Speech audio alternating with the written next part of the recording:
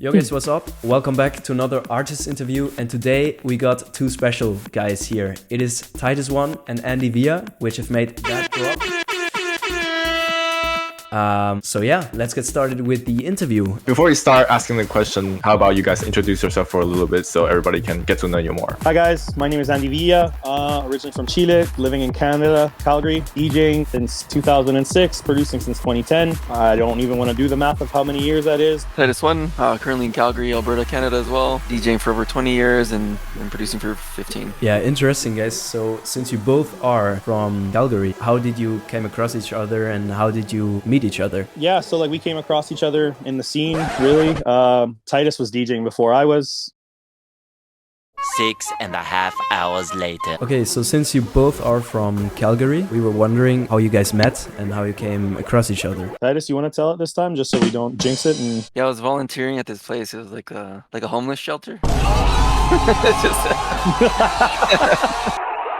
Okay, I'll do it. I gotta break the tension of all the technical. That's a nice punchline. Yeah, I used to DJ at this place as like an after hours. It was called The Warehouse. Calgary had an after hours for about 20 years before it closed. It had its own culture, its own thing. At that time, EDM wasn't a term yet. It hadn't exploded. You could only listen to this music through the after hours and very select shows that would happen at very big clubs, but they would happen on weekdays, not weekends. So people used to always frequent, and Andy used to come around, and yeah, we'd get names like Above and Beyond, all the way to, in those days, of Bad Boy Bill, American acts like that, to all sorts of names like Pete Tong a few times. Yeah, different people. And yeah, Andy came through there, met him there a couple times. He used to work at this club called Tantra, and it was one of the shows there. I met him. Yeah, and then yeah, became friends from there, and it was around like mid 2000s, so I don't even remember which year. Okay, so let's start with the second question. What is the story behind Lat Drop? Couple different versions of this track. The first iterations were very, like percussive, tribal drums sounding. I'm not even sure what genre you'd want to call it. And then from there, we just kind of let it keep evolving on its own. Like it weirdly became an homage to a lot of the stuff that we used to listen to. So a lot of old Dirty Dutch, like Chucky, Afrojack sounding synths. Like I said, it became an unintentional homage to just all the old stuff that we used to love to listen to back in the day. No, originally we had created the drums,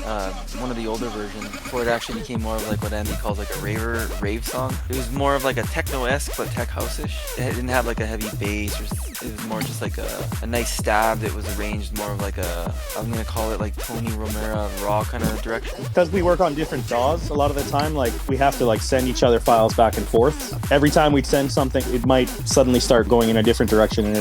That's why there's so many versions of this track. But yeah, down the line, we kind of just tuned into that one direction. We're like, okay, so this sounds natural to what it is that we're taking. So now we are at question 3. Since you guys already mentioned that you started the track as a more tech house and now made it a rave tune, as you called it, that just cannot talk anymore.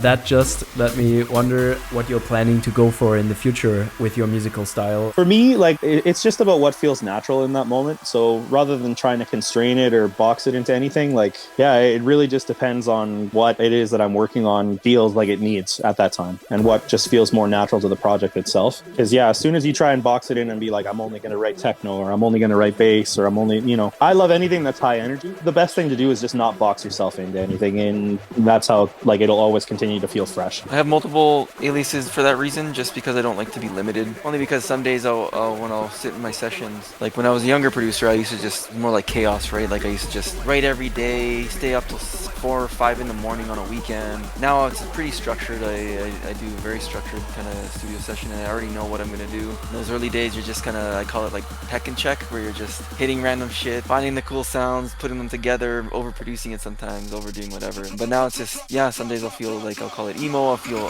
very melodic, get all the melodies out of my system, and then revisit those sessions later and turn them into more progressive tracks or something more hybrid, just not limited to anything. And then some days, you'll play a gig, you'll do something and you'll feel very energetic, and you're like, oh, you know what, I'm feeling like nostalgic, I want to feel something, I keep feeling like these certain drums or these certain ideas, and you lay them out, and then it just evolves and it becomes its own thing. It's like you start every track differently, right? The more I'm not limited, the more I can be creative in all the different genres that I'll delve into and use the influences from one into another. That was it for the questions. I hope you guys all liked this interview. Make sure to listen to that drop, and now you can also do the promo again.